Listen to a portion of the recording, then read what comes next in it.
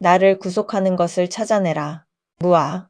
존재하는 모든 것에 나라고 할 만한 실체가 없다. 내적인 지혜로 잘 관찰하면 모든 고뇌와 고통을 멀리 떨쳐낼 수 있다. 오직 청정한 해탈을 얻는 길이다. 재범무아란 존재하는 모든 것에 나라는 실체가 없다는 뜻이다. 항상 변하지 않는 나가 있다고 한다면 상일성과 주제성이 있어야 한다. 그런데 몸과 마음은 시시각각 끊임없이 변하고 있어 똑같지 못하다. 타인이 나를 마음대로 할 수 없을지라도 나 자신만큼은 내 마음대로 할 수 있는 주제성도 가져야 하건만 그렇지도 못하다. 이와 같이 상일성과 주제성이 없으면 끊임없이 생멸, 변화하는 삶, 그 어디에도 나라고 할 만한 실체가 없다. 어렵게 들릴 수도 있다. 차근하게 무아 사상을 들여다보자. 무아는 부처님께서 제자들에게 가장 많이 주셨던 수행 주제이다. 또한 무상과 더불어 불교를 이해하는 첫걸음이다. 자동차는 수많은 부품으로 구성되어 있다. 그렇지만 운전대만 놓고 자동차라고 할 수는 없다. 마찬가지로 바퀴만을 떼어놓고 자동차라고 할 수 없으며 와이퍼만 떼서 자동차라고 할 수도 없다.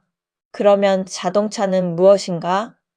운전대, 바퀴, 와이퍼 등 수많은 요소가 결합한 자체를 자동차라고 명명하는 것이다. 인간도 마찬가지다. 인간은 오온, 색, 수, 상행, 식으로 결합되어 있다. 여기서 색이란 인간을 구성하는 요소로서 육체를 가리킨다. 수, 느낌, 상, 형체에 대한 개념, 행, 식, 인식 기능이란 정신 기능을 말한다. 육체인 색만을 가지고 나라고 할 수 없고 정신인 수상행식 하나만 두고도 나라고 할 수 없다. 육체와 정신을 합쳐 한 덩어리로 모여야 한다. 즉 인간은 눈, 귀, 코, 혀, 수많은 장기 등으로 구성되어 있으므로 눈 하나만 두고 인간이라고 할 수 없고 몸속에 신장을 떼어 인간이라고도 할 수 없다. 모든 요소가 뭉쳐야 인간인 것이다. 이처럼 오온이 하나가 되어 나를 이룬다고 하여 오온무아 또는 오온계공이라고 한다. 중생의 육신은 지수화풍 4대로 구성되어 있으며 지수화풍이라는 낱낱 이름만이 존재할 뿐이다. 이 4대 어디에도 나라고 할 만한 실체가 없다. 나는 어디에도 없나니 이는 마치 헛개비와 같다. 이렇게 나라는 존재를 해체하고 분해해서 볼 때 나라고 인정할 만한 조건은 곧 오온의 한 작용과 4대로 뭉쳐진 것에 불과하다. 그러니 나라는 존재를 어떤 형태로 설명할 수 있겠는가? 마음도 몸도 매 순간 변하기 마련인데 어느 순간을 잡아서 나라고 정의할 것인가? 지금 이 순간에도 변화하고 있는 나. 무아사상은 초기 불교의 사상으로 대승불교에서는 공사상으로 발전하였다. 우리나라에 유통되고 있는 대승불교 경전에 나타난 공사상은 무아의 연장으로 보면 된다. 우리나라 불자들이 가장 많이 독송하는 반야심경 첫머리에 이런 말이 나온다. 관음보살이 깊은 반야바라밀다를 행할 때 5가지 쌓임이 공이라는 것을 관조에 깨닫고 모든 고통과 고뇌에서 벗어났다. 반야의 공간으로 있는 그대로 봄으로써 거기에서 해탈의 길을 발견한다는 내용이다. 또 금강경에도 이런 말이 나온다.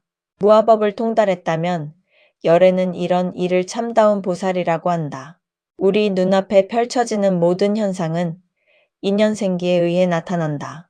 어떤 것도 홀로 존재할 수 없으며 어떤 것도 영원할 수 없다. 나라고 할 만한 것이 존재하지 않는다. 또한 고정불변하는 실체가 없다. 끊임없이 변화하는 것이다.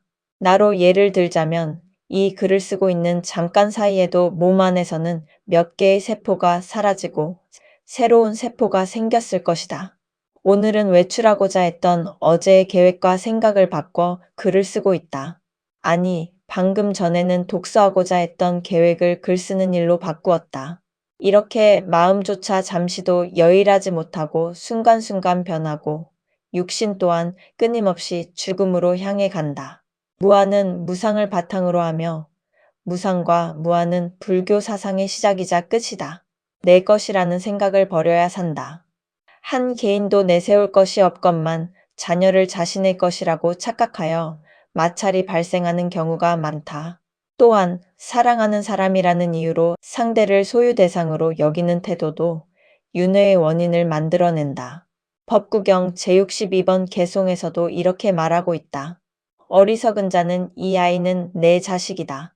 이것은 내 재산이다. 라고 집착하며 걱정한다. 자기 자신조차 자신의 것이 아니거늘 어찌 하물며 자식과 재산을 자기 소유물로 집착하는가? 불교에서는 자식을 부모와 분리 독립된 완전체로 본다. 부모의 육신을 빌려 세상에 태어나기는 했지만 인간은 각자의 업에 따라 세상을 살기 때문이다. 종종 미성숙한 어른들이 극단적인 선택을 하면서 어린 자식들을 동반하는 경우를 본다. 당사자들은 힘들어서 그렇겠지만 자식을 동반하여 자살하는 행위는 살인이다. 자식은 절대 부모의 소유가 아니다. 우리가 소유하는 물건도 살아생전 잠시 빌려 쓰다가 두고 가는 것인데 내 것이라고 집착하니 타인과 다툼이 일어나는 것이다.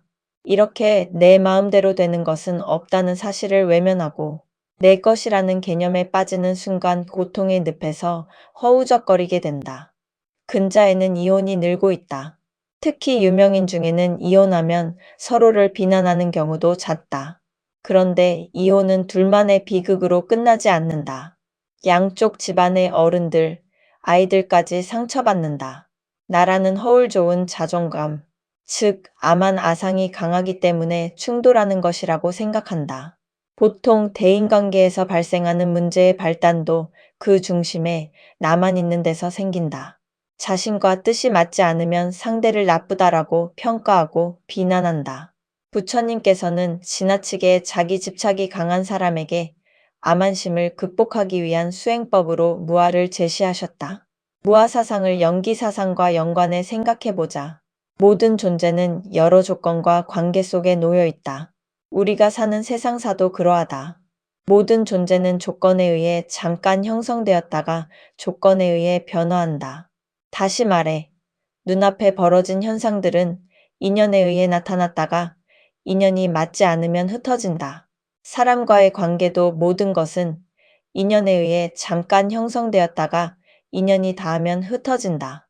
수오지에서도 인연이 있으면 천리에 떨어져 있어도 만나지만 인연이 없으면 얼굴을 마주하고서도 만나지 못한다 라고 하였다. 인연이 맞지 않으려면 삶아놓은 계란에서도 병아리가 부화해 도망가는 법이다. 모든 것들이 이렇게 조건 속에 이루어진다. 그래서 무아사상을 공부할 필요가 있다. 이 무아사상은 인간이 얼마나 무지하고 욕심에 찌든 존재인지 깨닫도록 하며 깨우친 다음 나아가야 할 참다운 길을 제시하는 진리이다.